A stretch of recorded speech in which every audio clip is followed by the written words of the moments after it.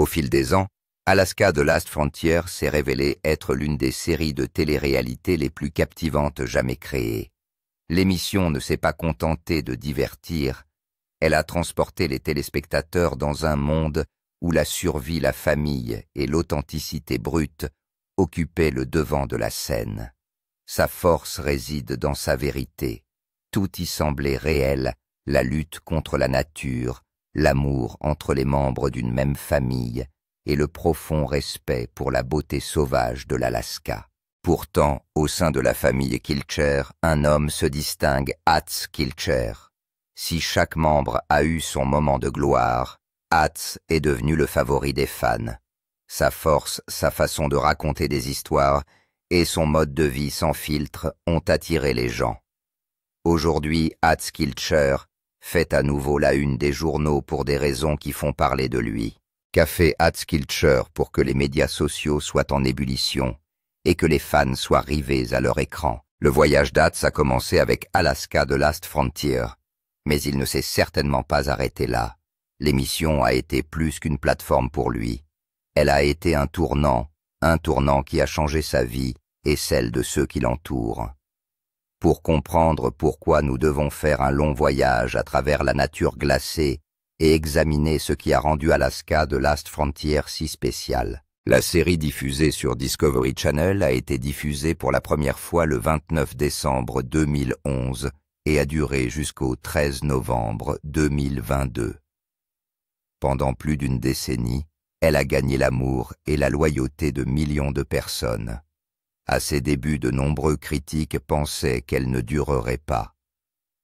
Une série sur une famille qui survit sans le confort moderne, cela semblait trop simple. Pourtant, elle a défié toutes les attentes. La série est devenue l'un des programmes les plus appréciés de Discovery. Un véritable succès ancré dans l'honnêteté, le courage et le cœur. Au cœur de l'émission, la famille Kilcher, descendante des immigrants suisses et des pionniers de l'Alaska Yule, et Ruth Kilcher. Vivant à seulement 11 miles de Homer, les Kilcher ont construit leur vie sur une propriété ancestrale où le chauffage moderne, l'électricité et la commodité ont été échangés contre l'indépendance et l'autosuffisance. Ils ont chassé, cultivé, construit et travaillé la terre, montrant aux téléspectateurs ce que signifie réellement vivre en dehors du réseau. Pour ajouter encore à l'intrigue, les Kilcher sont des parents de la chanteuse Jewel, lauréate d'un Grammy, qui apparaissait occasionnellement dans l'émission. Sa présence a apporté une nouvelle dynamique mêlant musique, histoire familiale et émotion profonde dans la narration. Chaque saison d'Alaska, la dernière frontière, a apporté son lot de défis, de triomphes et de moments inoubliables. La saison, un intitulé Before the Freeze, a connu un succès retentissant. Elle a permis aux téléspectateurs de découvrir le mode de vie de la famille qui se préparait à affronter un nouvel hiver brutal. Cette année-là, une tragédie s'est produite lorsque des ours ont attaqué et tué 2 des bovins de la famille. Une perte dévastatrice qui a mis en péril leur approvisionnement en nourriture. Désespérés de ne pouvoir survivre aux mois à venir, les Kilchers ont placé tous leurs espoirs dans une dernière partie de chasse. Dans le 2e épisode, la première tempête hivernale de l'année a balayé la ferme féroce et implacable. Alors que les vents glacés hurlaient, la famille s'est empressée de terminer les préparatifs essentiels pour les 8 mois d'isolement à venir. Les téléspectateurs ont vu Hatz rassembler le bétail sur des rivières glaciaires en crue, relevant des défis qui auraient pu facilement se terminer en catastrophe. C'était dangereux, cru et tout à fait réel, et les fans ne pouvaient pas détourner le regard. Dès le 3e épisode, les tempêtes du début de l'hiver ont rendu les Kilcher vulnérables et mal préparés. Dans l'un des moments les plus saisissants de la série, Charlotte, la femme d'Otto, et leur fils Auguste partent dans la nuit noire et enneigée à la recherche d'un veau nouveau-né disparu et de sa mère. Cette séquence tendue et émouvante montre la réalité brutale de la vie à la ferme, où une erreur peut signifier la famine, ou pire encore. Pendant ce temps, Otto a travaillé avec Hatz Lee Kilcher pour abattre un énorme arbre, démontrant ainsi le travail d'équipe constant et l'endurance nécessaire pour faire vivre la famille. À ce stade, les téléspectateurs sont accros. Ce qui n'était au départ qu'une petite série de télé-réalité tranquille est devenu un phénomène. L'épisode 4 a apporté des conditions encore plus difficiles. La famille a traversé un hiver record, ses réserves de nourriture s'amenuisant. Poussés par la nécessité, Hatz Lee et sa femme Jane ont bravé les éléments pour pêcher sur la glace et chasser luttant contre le temps, la nature et l'épuisement. Chaque instant leur rappelle qu'en Alaska, la survie n'est pas garantie. Même dans ces conditions, le courage des Kilcher a brillé. Otto et Hatz ont risqué leur vie pour apporter de l'aide à un fermier voisin, renforçant ainsi le message le plus profond de la série. La communauté et la compassion sont importantes, même dans les mondes les plus durs. Dans l'épisode 5, le printemps est enfin arrivé. Un moment de soulagement et de renouveau. Hatz Lee a enrôlé son père Hatz pour une chasse à l'ours noir au début du printemps, dans l'espoir de se racheter après une chasse ratée l'automne précédent. Pendant que les hommes chassent, Jane affronte seule la haute mer, pêchant le saumon royal pour reconstituer leurs réserves de nourriture. Ivan, un autre membre de la famille, a commencé à scier du bois et à construire un nouveau poulailler pour maintenir une source de nourriture stable. Dans le même temps, Eve s'est attaquée à un problème à la fois amusant et frustrant, la poursuite d'une poule rebelle et cannibale. Dans l'épisode 6, Otto et sa famille luttent contre les éléments et les prédateurs pour conduire leur bétail vers les pâturages d'été. Ce faisant, ils s'aperçoivent qu'ils ont perdu un veau. La disparition du veau pousse Otto et Evan à partir en mission de sauvetage tard dans la nuit. Pendant ce temps, Hatz Lee et Jane construisent une serre de fortune avec des matériaux de récupération. Les téléspectateurs attendaient avec impatience la suite de la première saison. Dans cette saison, Hatz commence sa saison d'équitation d'été. C'est là qu'il a commencé à protéger le troupeau d'Otto de différentes manières. Pendant ce temps, un ours menace depuis la lisière et un loup envahit le troupeau. Otto et sa famille font la course contre la montre et les éléments pour récolter les foins de l'hiver. Une fois de plus, le cannibale d'Evan et Eve frappe. Dans l'épisode, les Kilcher se sont mobilisés et ont fait appel à des amis pour s'attaquer à leur plus grand projet de la saison. Au cours de cette saison, ils ont été confrontés à un défi de taille.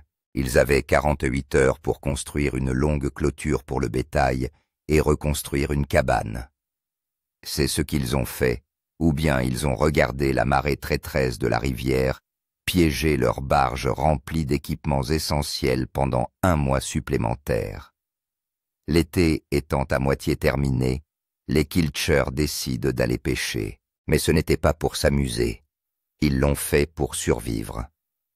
Après avoir subi des pertes considérables, ils avaient besoin de centaines de kilos de poissons pour se nourrir et faire du troc pendant l'hiver. Chaque couple a sa propre technique éprouvée pour pêcher le saumon, le flétan et la truite.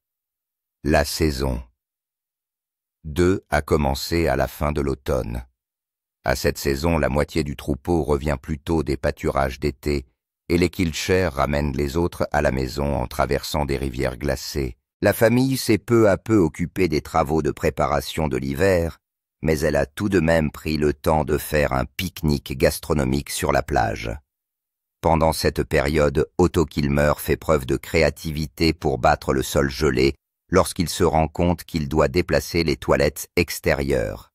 Plus tard, Evan emmène Eve à sa première chasse aux cerfs sur l'île d'Afoniak, qui regorgeait d'animaux sauvages, dont des ours éveillés. Hatz et ses fils ramassent des arbres pour un nouveau projet d'envergure.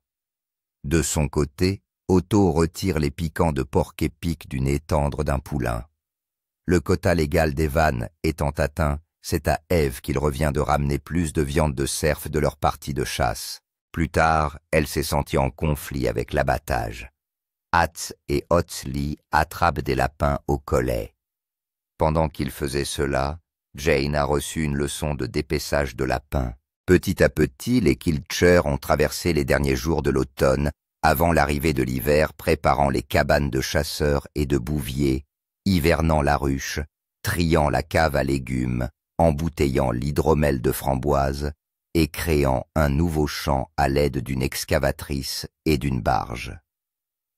Les choses se sont bien passées pour la série de télé-réalité et les saisons se sont succédées. Malheureusement, à un moment donné de l'émission, un procès a été intenté. Les choses ont tellement dégénéré que le procès a failli affecter l'audience et la continuité de l'émission. Voyons comment tout a commencé. Hatzli Kilcher a commencé à faire les gros titres lorsqu'il a été révélé à tout le monde qu'il était accusé d'avoir utilisé un hélicoptère pour chasser l'ours. Selon différents rapports, Hatz a été blessé lors d'une chute à Otter Cove dans la baie de Katchmak. L'incident a fait couler beaucoup d'encre et a fait craindre pour la vie d'Hatz. Il n'avait que 38 ans lorsque la chute s'est produite. Après sa chute, Hatz a dû être transporté par hélicoptère de sauvetage du lieu de l'accident à l'hôpital. Ce fut une saison douloureuse pour la famille Kilcher. Les gens se sont intéressés à ce qui était arrivé à leurs membres Kilcher préférés, mais n'ont rien obtenu. Plus tard, les Alaska State Troopers ont publié un communiqué de presse sur l'accident. Ils ont révélé que les blessures subies par Hatz étaient douloureuses et qu'elles rendaient le transport par bateau encore plus insupportable pour lui. Les choses ne s'annonçaient pas bien pour Hatz. Après son accident, l'affaire a été portée devant le tribunal de Homer.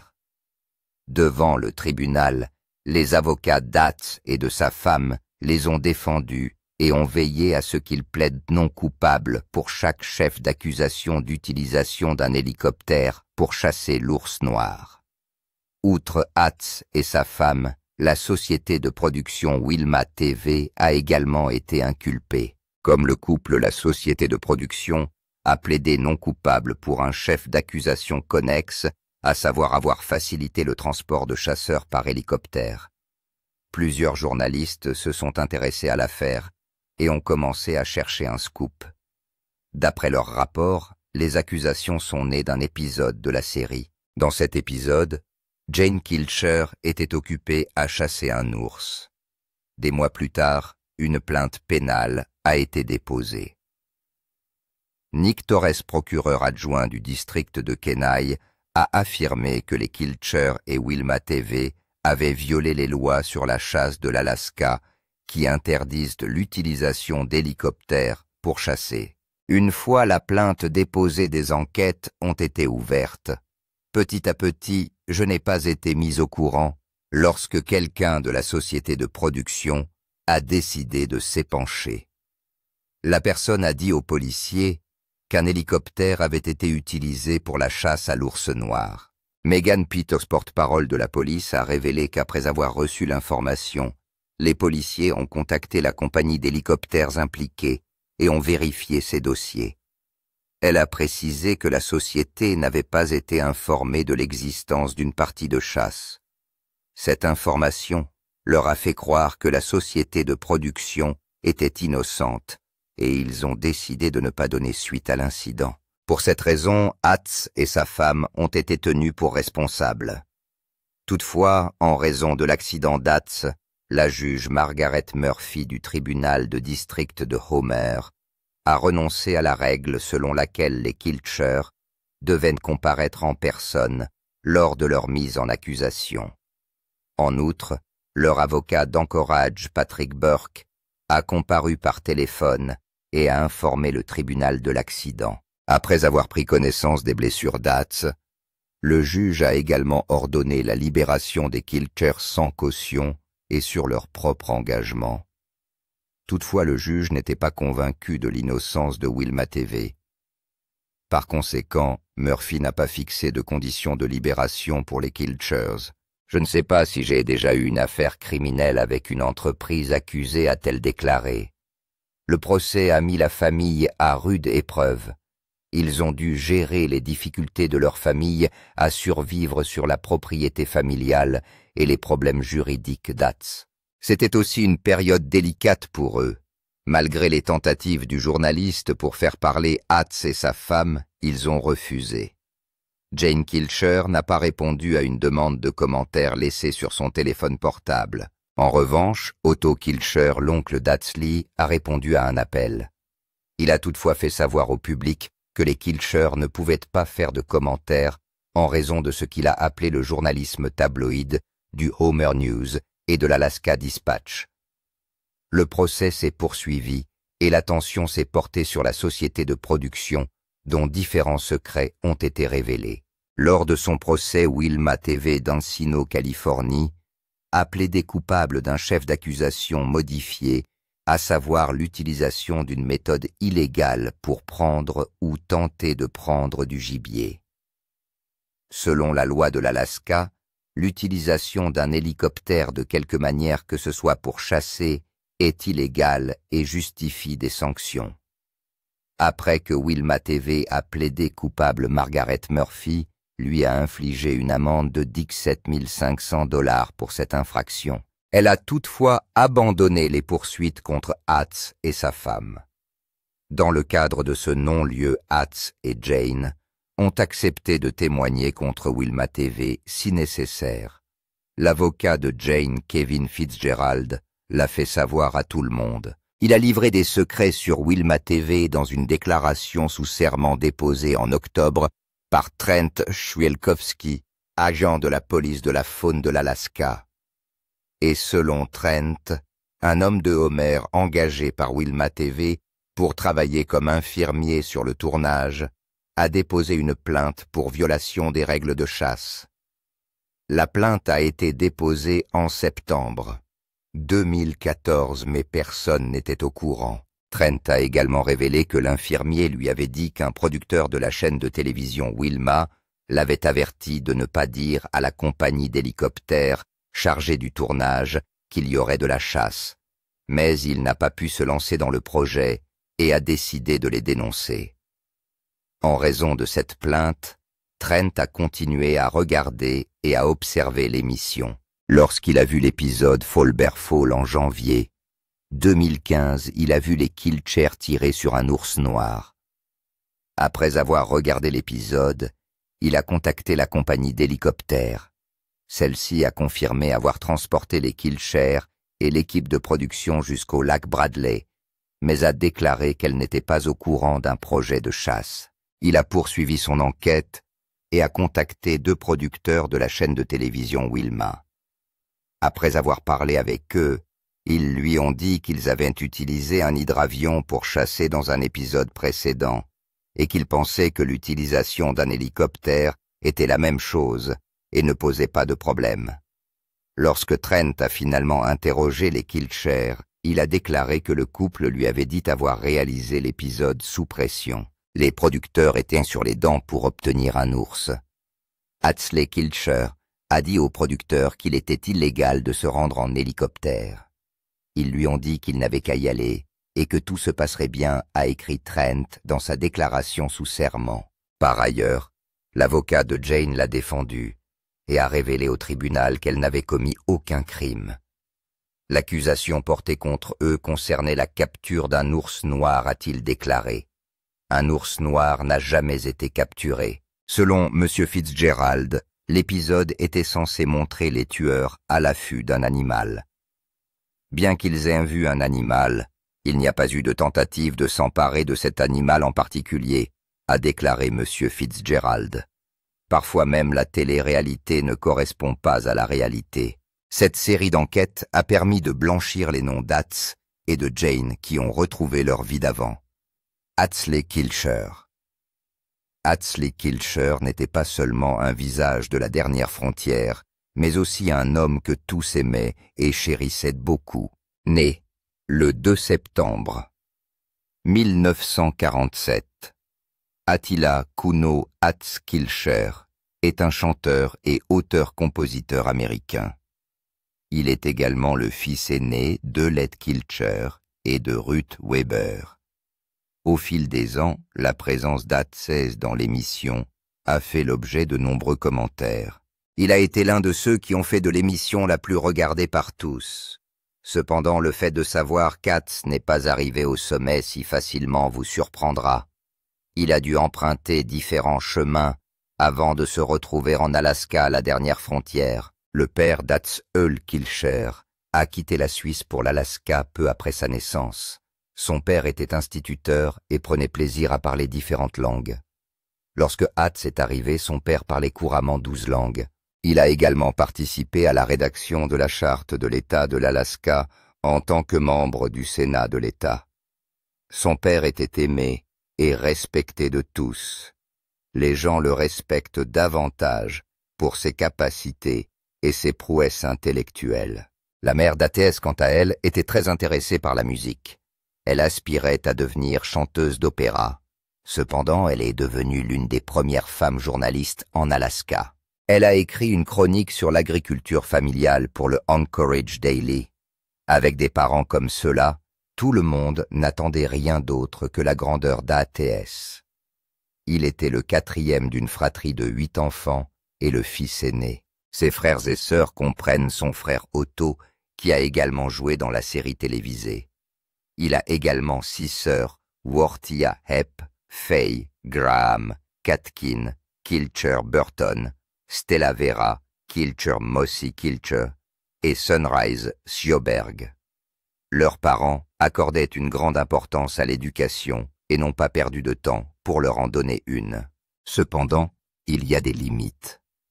L'école primaire locale n'est pas accessible à pied pour les enfants.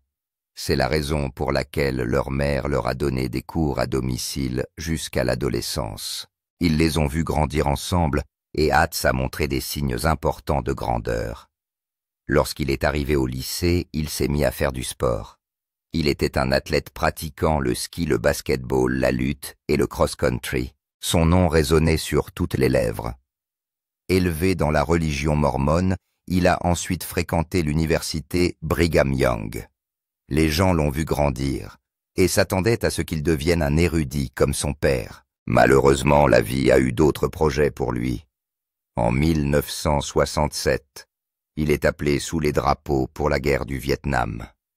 Cela a bouleversé ses projets et il a dû passer moins de 2 ans à servir dans l'armée. Une fois son travail terminé, il est rentré chez lui et a épousé sa coqueluche, Lenedra Carroll. Le couple a eu 3 enfants et leur amour s'est encore épanoui. Son aîné Shane et son plus jeune fils Hatsley travaillent sur la ferme. En revanche, sa fille a suivi les traces de sa grand-mère et est entrée dans le monde de la musique. Jewel est devenue une chanteuse folk nommée aux Grammy Awards, alors que beaucoup pensaient qu'Hatz deviendrait un érudit comme son père. Il s'est plutôt consacré à la ferme Kilcher. Le Homestead Kilcher a été créé lorsque son père Ewell Kilcher s'est installé en Alaska en 1944 et a reçu 160 acres de terre fédérale pour y établir son homestead. Pendant cette période, Ruth et les enfants ont soutenu Ewell. Ils travaillaient sur le domaine pendant qu'Ewell se rendait pendant des mois à Juneau en tant que sénateur de l'État. Au fil des ans, la propriété s'est agrandie et a atteint une superficie de plus de 600 acres. En vieillissant, Ewell a commencé à faire des projets à long terme. Dans les années 1990, Ewell a créé le Kilcher Family Trust. Il a fait cela pour éviter que la propriété ne soit divisée entre ses enfants.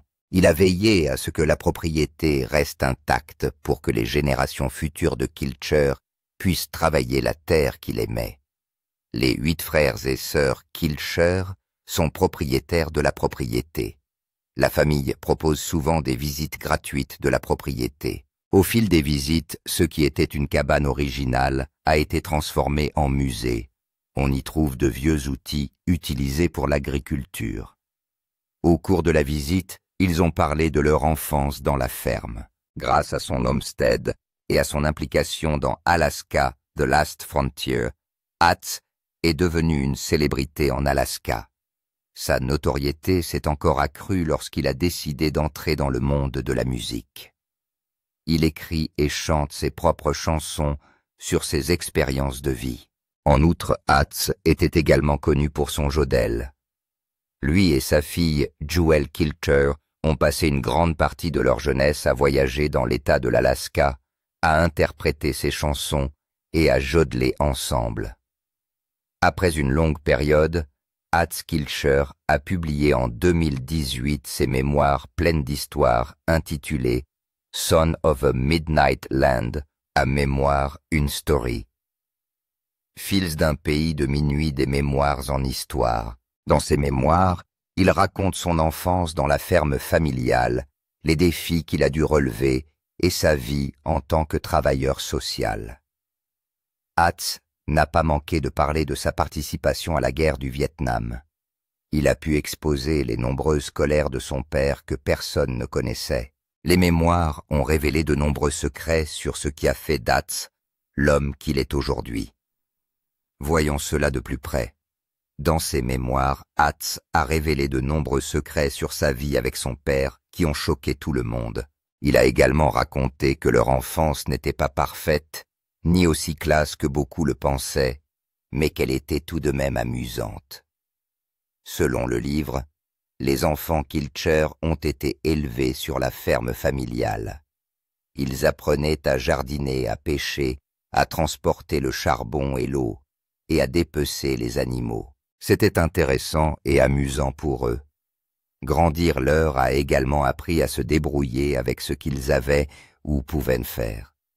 Ils ont appris à chanter librement et à jouer de la musique. On les appelait parfois les Von Trapp de l'Alaska, la famille du son de la musique. Les mots d'Hatz reflétaient clairement son cœur et la joie qu'il éprouvait en tant qu'enfant. Malheureusement, il avait aussi de nombreuses cicatrices. L'une des choses qu'il expose dans le livre est la cruauté infligée par son père pendant son enfance. Yule était dur et méchant avec toute la famille, mais Hatz a beaucoup souffert de ses mains. Hatz a vécu des jours et des années de colère explosive, de rabaissement, d'humiliation et de blessures physiques. Il a expliqué que vivre avec son père signifiait marcher sur des œufs et faire attention à ne pas l'énerver. C'était une saison effrayante pour lui, et cela l'a affecté pendant longtemps. Hatz a également révélé que la cruauté dont il a souffert de la part de son père l'a poussé à devenir un travailleur social, ayant suivi une formation en psychologie. Il s'est donné beaucoup de mal pour examiner le caractère et les pressions qui ont fait de son père un tyran méchant. Malheureusement pour lui, il était en train de devenir comme son père. Plus il grandissait, plus il voyait des traits différents dans sa vie. Hatz a raconté qu'il avait décidé d'aller plus loin dans l'examen de ses propres comportements, notamment en volant ses amis dans sa jeunesse, en se tournant vers l'alcool et en se montrant méchant et dur avec ses propres enfants. Il a été effrayé de se voir grandir et devenir le portrait craché de l'homme qu'il détestait autrefois. Ses mémoires se sont révélées être un livre rédempteur qui montre comment briser les schémas de dysfonctionnement familial et devenir une personne meilleure capable d'aimer et d'être aimée. Hatz a également exposé ses difficultés personnelles. Bien qu'il ait grandi dans l'amour, sa vie conjugale était instable. Il s'est marié 4 fois avant de trouver la stabilité, ce qui l'a poussé à suivre de nombreuses thérapies. Il en a parlé à plusieurs reprises, ainsi que de sa passion pour les livres de développement personnel. Les analystes qui ont examiné les mémoires d'Hatz ont noté l'utilisation récurrente de termes à forte charge émotionnelle, tels que dysfonctionnement déclencheur, problème non résolu et enfant intérieur. Des mots qui donnent l'image d'un homme aux prises, avec de profondes blessures psychologiques. Alors que les téléspectateurs d'Alaska The Last Frontier ont vu un personnage charismatique et robuste s'épanouir dans la nature les pages de ses mémoires, révèlent une réalité bien plus complexe. Dans les coulisses, Hatz a été confronté toute sa vie à des troubles émotionnels, à des relations tendues et à des démons personnels qui l'ont presque brisé. Sa survie n'était pas seulement physique, elle était aussi émotionnelle et spirituelle. Ses mémoires ont mis à nu des couches de douleur et de résilience, exposant la vérité crue d'un homme qui a dû se battre pour trouver la paix en lui-même. Ces révélations ont suscité un vif intérêt de la part du public et les fans, et les critiques débattant de la profondeur de ses luttes et du courage qu'il a eu de les partager. Puis vint l'accident, un nouveau chapitre dans le parcours mouvementé d'Hatz.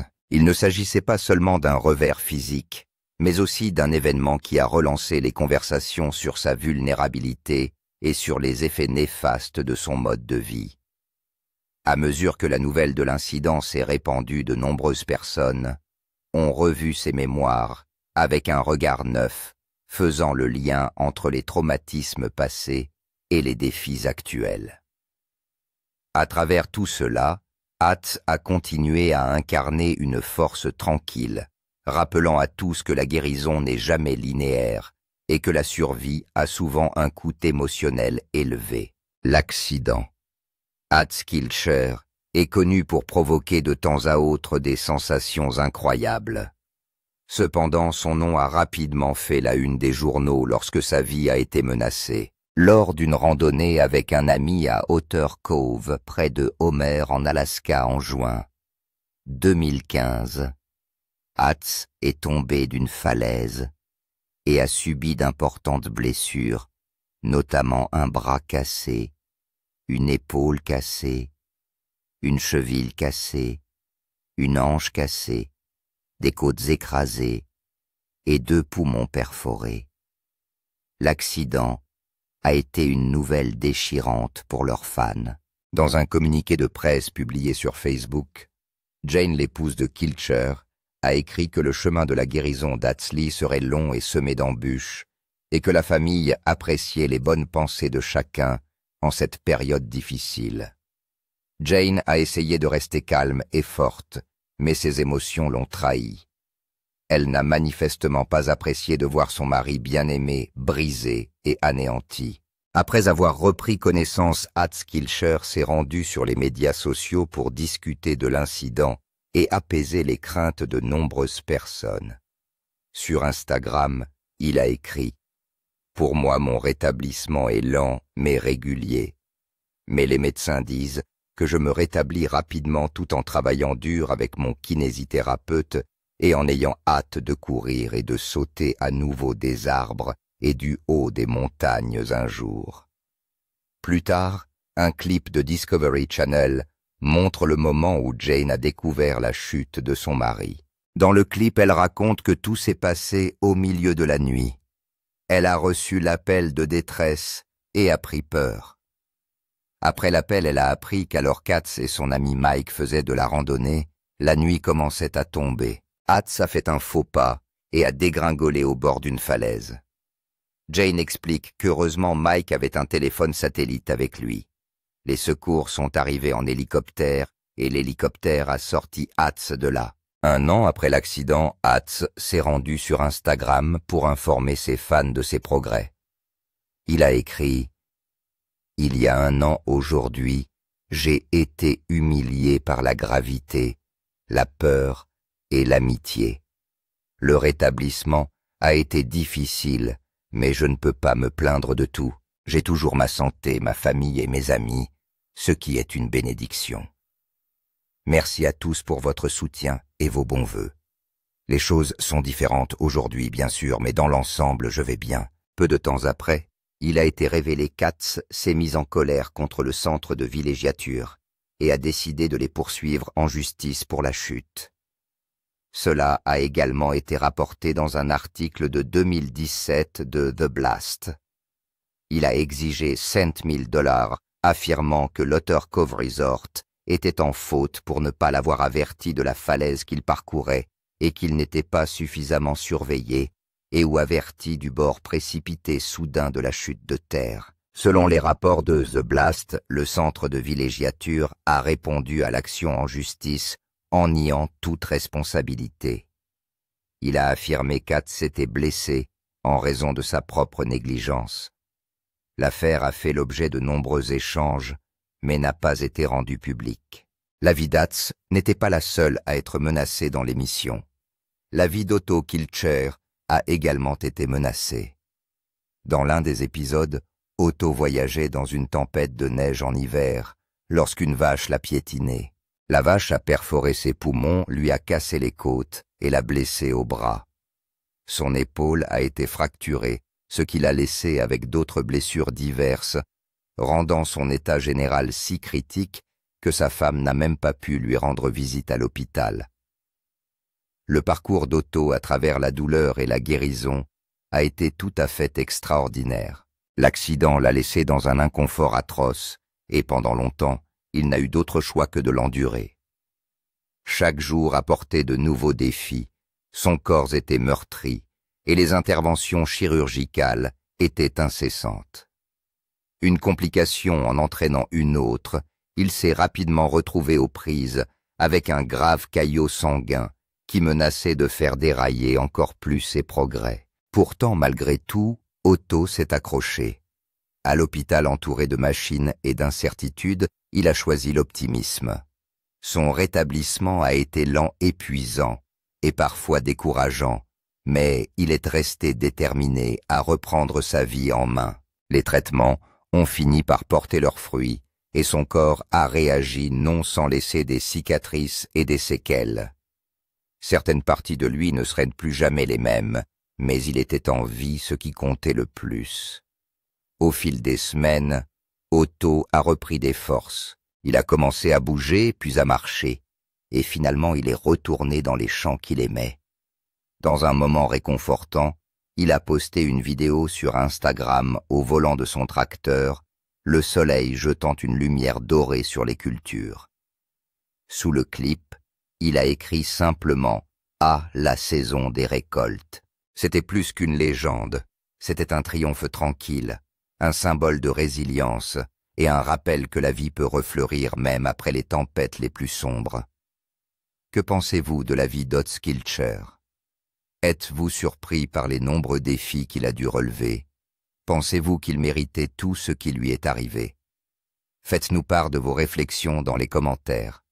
Si vous avez apprécié cette vidéo, aimez, partagez et abonnez-vous à cette chaîne. Avant de partir, regardez les autres vidéos affichées sur votre écran.